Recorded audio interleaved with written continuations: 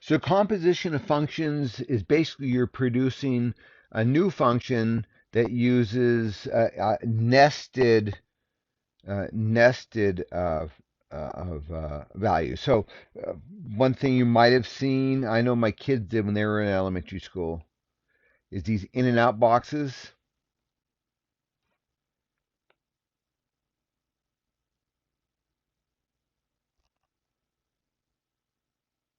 So if this function machine takes takes some value and doubles it, and this machine takes some value and I don't know, takes the square root of it, that'll be the so this is the input.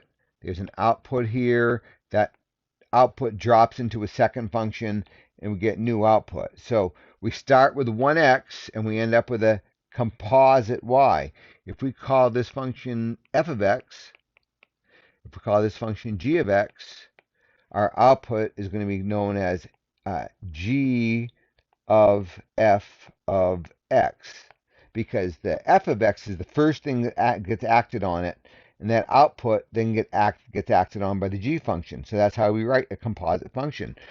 Sometimes in some of the quiz questions I'm going to throw at you have it written this way too. They'll have it g. Oh, come on, where's my pen?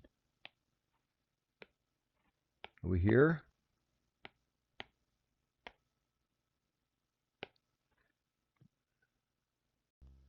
Okay, so what I was trying to write was this should be written as G O F of X, and they'll write it this way. So it's not G times F, it's G of F. Kind of looks like G of F, but it's these are synonyms. They mean the same thing. I honestly like this way of writing it better, but it comes up, and it's good to know both. Okay, so that's what a composite function is. You get a value, plug it into another function, get a new value, and that's you're building getting values based on what happens in another function. So the hardest thing I think is this, building it from words. So I figured let's get this out of the way and do it first. I mean, the formulas are easy, tables are easy. The words you really have to think about it. And now, do you remember how I said it's going to be some output from another function gets dropped into a new function, and then that's going to be the answer. So that's what this word problem is saying. So when I read this, let's see. The D function gives me the demand when the price is set at a certain price. Then the cost to produce those items is the C of X function. So they're asking us which one of these multiple choice questions shows determine the cost of production when the price is 6. So I ask myself, what are they looking for? Well, they're looking for a cost, and a cost that's based on the price. Cost based on price. Well, the C of X function doesn't have anything about production. It just has X items. So I don't know what X is, but in order to get X, basically X is going to be equal to whatever the output is, right? Oh, let me come back here. Let me undo that. Of what this demand function is. The demand based on the price. Okay, so if we can get that number, then we can figure the cost. So they're setting the cost at $6. So isn't that D of 6? And that'll tell me how many items I need, and then what's the cost for those items. So do you see how the price is inside? So basically, we're trying to say uh, uh, C of D of P is what we're really working with here. And that's just because this is the way, I mean, we can do other combinations, other compositions, but this is what this is looking for. So let's see, what's the right answer? Um, C is my output, so I think it's B, isn't it? Yeah, that's what I wrote.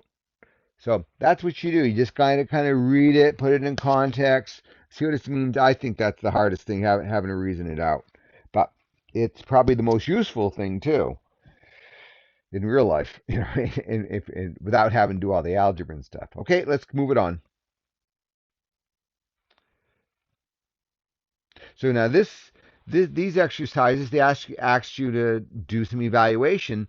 So do you see how It's saying, hey, g is my inside function, so I need to find g of 0 first. So the g function says take 7 and subtract 7 minus x squared means I've got to take whatever x I'm looking for, square it, and then subtract that from 7. Well, fortunately, 0 squared is 0. 7 minus 0 is 7. Now we're going to take that 7 and drop that into the f function. The f function says take x, multiply it by 4, then add 8. So that's going to be 28 plus 8. So that result is 36. Going back to that, if it helps you, going back to that function box thinking, this is going to be the 7 minus x squared. This will be the 4x plus 8. So I drop in 0, I get 7. I drop in 7, I get 36. Okay? And that's what we do, and you get to evaluate some other functions, and and see how it reverses. Now just then you go find the f function. So for number 1, I would say 4 times 0 plus 8 is 8, and then I'm going to drop the 8 into 7 minus 8 squared, which is, as the order of operations says, exponents first, so that's 64. 7 minus 64 is negative, let's see, what is that, 57, is it? So see how it reverses, depends on what it's totally different answers because you're doing different operations, okay? So that's what you do when they ask you to evaluate a function, and right, just like when I was finding the average rate of change. I don't know if you watched that video, but this is exactly, I see how I wrote it out the same way. Keeps you straight. Now, when they're asking you to evaluate this from a table, what you're going to do is see how the for number 5. Do you see how the g function comes first? So g of 8 is what? So g of 8. See, here's 8. Here's g. That's 4. So now I'm going to find f of 4. So f of 4 is, here's 4, and that tells me it's 4. So that's the answer. Do you see how I wrote this out? On the exam, I'm going to ask you a table. You have to evaluate do more than one. Um, Please write it out this way. That way, that don't don't tell me 4. I don't know. I want to be able to see your thinking about how you did it. Okay. What about well? How about g of 6? Why would we do that? We haven't talked about substituting it back into itself. With a table, it's easy. Functions not always so much, but so g of 6. So g of 6, here's 6, here's g, that's 7. So since g of 6 equals 7, now they're asking us what's g of 7. Well, g of 7 is, well, let's see, I think it's 3, though I wrote all over it. Yeah, 3. So you see, so you just substitute it right back into the same function. Same thing from a graph, like 13. What's g of 3? Well, here's the g function. Go over to get the 3 on x, go up to get the y. So that output is 4. And then we're going to drop that into the f function. What's f of 4? Well, x equals 4, y equals 0. Okay, and see how it's all doing the same thing? G of 0. Or let's do f of 4. F of 4 is 0. What's f of 0? Well, f of 0 is 4. How about that?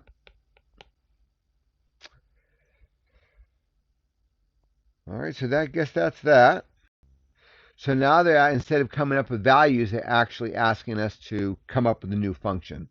So if I had to find f of g of x for number 21, that tells me in the f function, any place you see an x, you're going to replace it with this. So I'm replacing x with a function. So 7 over x plus 6.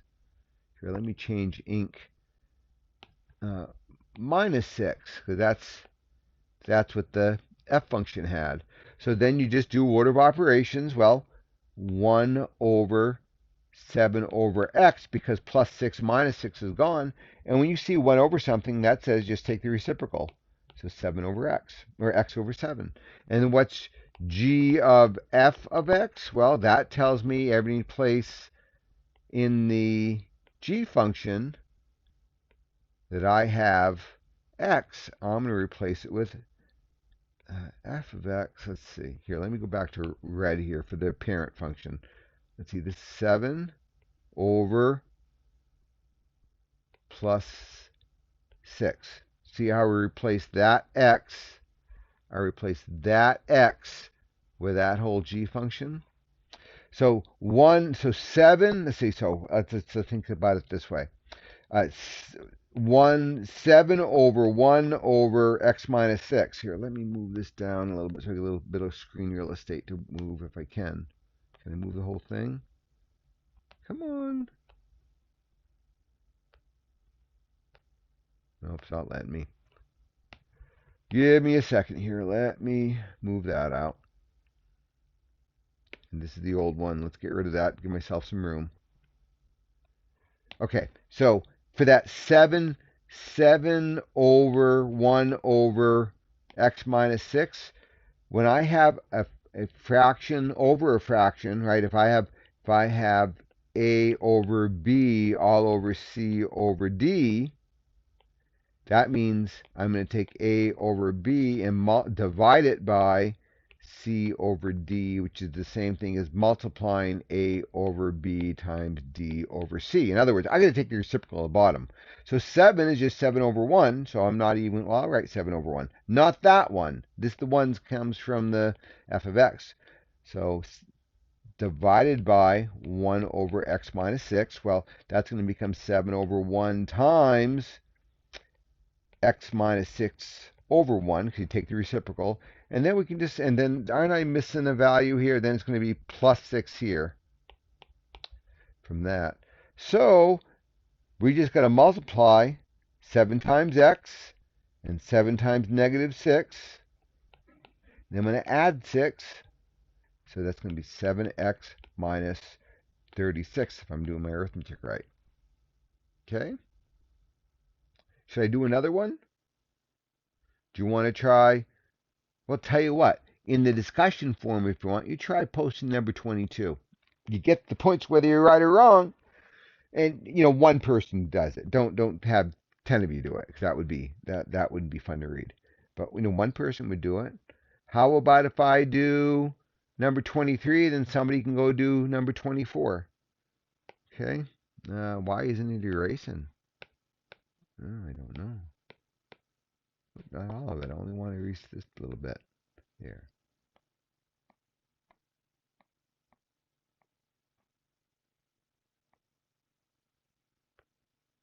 There. I'll do 23 and you can do 24. And this is the last slide, so if you're done, go for it. So here we go. Number 23. Let's do f of g of x. F of g. Dylan, what are you doing? F of g of x. So I'm going to take in the f function, any place there's a x, I'm going to replace it with the square root of 2.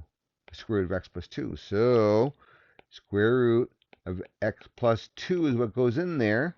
Well, when I square a square root, the square roots go away, right? So x plus 2 plus 1, that gives me x plus 3. Now let's go the other way. Let's find g of, let's see, can I move this all up? Let's see if it'll let me move it all up. Oh, it will. This is a great piece of software, but sometimes it's quirky. Probably just me, but so g of f of x,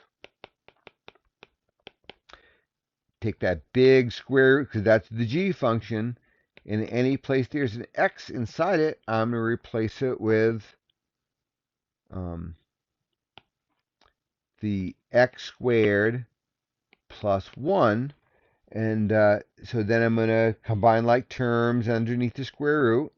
That gives me x squared plus 3, and I'm done because I can't simplify this. Please don't do this. Please don't do square root of x squared plus the square root of 3, because you're not following the order of operations when you do that. Okay, you gotta If you think about this as 16 plus 2, well, the answer of that is 8 square root of 18, right? Which we could simplify to 3 square roots of 2. You're doing 9 times 2. But doing it this way, what you're getting is the square root of 16 plus the square root of 2, which is 4 plus the square root of 2. Not the right answer. Okay, so don't do some crazy things like that, okay? Uh, all right, so I guess that's it for this video. I'll let you get the work done.